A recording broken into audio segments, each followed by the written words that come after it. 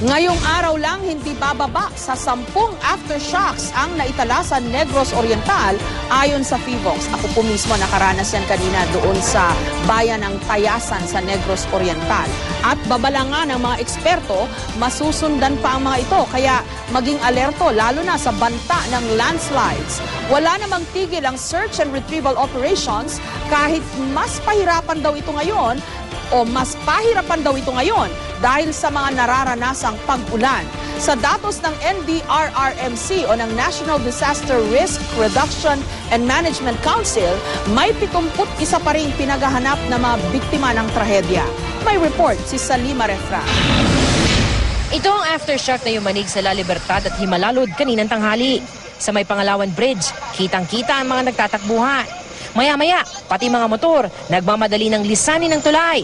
Sa kuha din namin sa landslide area sa La Libertad, kitang-kita kung paano nagsiakyatan sa guho ang mga residente. Ang rescuers, tuloy lang sa trabaho. Pero habang kinakabahan kami sa aftershocks, ang ilang residente, tila manhid na. Pero matapos ang pagyanig, tila nagising at nagsilikas na mga tao. Si Lola Jovita, matyagang inakay ng mga apo, patawid ng putol na tulay. Saan niyo po dadalhin si nanay? Sa Tanhay City. Bakit po? Baka maputol na tong tulay. Oo. Punta na kami doon. Di ba malaming bahay doon? Opo. Sa Himalalud, wala na kami titirang doon. Lahat nasira. Ang labing ito ng isa sa mga nasawi sa lindol nung Lunes, itinawid din para ihatid sa uling hantungan. Pero ang tinatawirang tulay, tila nakasabit na lang sa nakatayong poste at anumang oras ay posibleng bumagsak. Itulak lang ito doon para mawala na ito at saka maglagay tayo ng temporary yung steel bridge para madaanan ng light vehicle. Nakasama pa ang pag-ulan kaninang umaga. Dahil sa pag-uulan at pagkakaroon pa rin ng mga aftershocks dito sa Barangay Solongon, may nadiskubring bagong pagguho ang mga otoridad. Ito yung nasa kanang bahagi ng landslide area. Dahil dito, ipinagbawal na ng retrieval teams ang pag-akyat sa guho ng mga residente at maging ng media. Hindi na raw ligtas para sa mga residente. Yung pag-slide sa yuta, continuous na pag-slide sa yuta, ay yung tubig na naman ay kasi umuulan kagabi, yun ang nakapadelikado.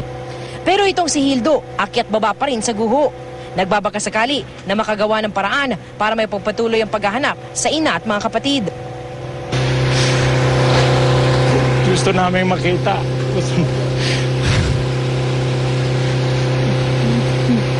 Gusto namin makita si Mama. Kabarin ang hatid ng ulan sa mga residenteng nakasilong na lang sa mga pinagtagpi-tagping lona sa Tayasan. Kaninang madaling araw daw, nagpanik sila nang lumalaki na naman ang mga alon. Alauna, mayroong sumigaw na tumaas daw ang dagat. Baka mayroon naman lindol. Hirap-hirap kaming.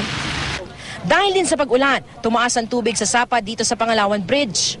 Ang mga motorsiklong ginagamit pamasada, binitbit na lang para maitawid.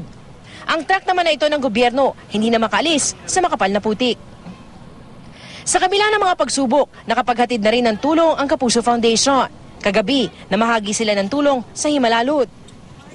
Kanina, 500 pamilya nakibahagi sa kanilang soup kitchen.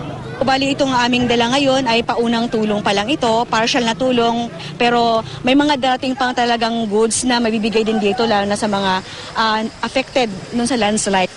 Salima Refran, GMA News.